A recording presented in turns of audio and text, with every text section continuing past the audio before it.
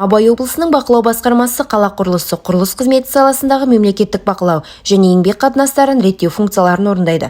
Басқарудың негізгі міндеттері Абай облысының аумағында салынып жатқан объектілерге мемлекеттік сәулет құрылыс бақылауын және қадағалауды жүзеге асыру, лицензиялауды, аттестаттауды және аккредиттеуді орындау, Қазақстан Республикасының заңнамасына сәйкес еңбектің сақталуын бақылау, қызметкерлердің құқықтары мен бостандықтарын қауіпсіз еңбек жағдайларына құқықтық осалғанда қорғауды қамтамасыз ету. Сәулет құрылыс бақылау саласында 30 жоспардан тыс тексеру жүргізіліп, оның аясында 30 субъекті әкімшілік жауапкершілікке тартылды. Жалпы сомасы 15,6 миллион теңгені құрайтын 78 әкімшілік іс қозғалса, басқарма салған айыппұл сомасы 10 миллион теңгені құрады.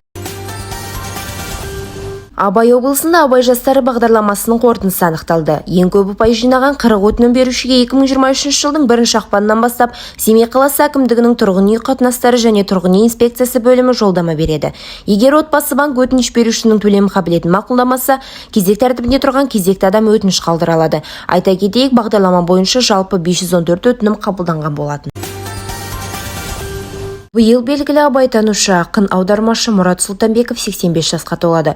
Осыған орай Семей қаласының облыстық тарихи өлкетану музейінде мерейтой иесімен даналығын Абайдың ұлықтаушы атты кездесу кеші өтті. Мұрат Рахымжанұлының ұшқыр қаламынан шыққан туындылар бірнеше кітап болып жарық көрген.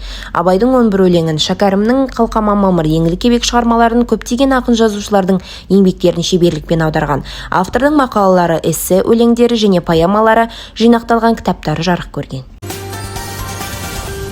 16-27 қаңтар аралығында Бангкок қаласында 22 жасқа дейінгі жастар арасында өткен Азия чемпионатында Абай облысының боксшылары қола медальға ие болды. Аталған чемпионатта жалпы саны 20 мемлекеттен 149 боксшы қатысып, өз бақтарын сынады.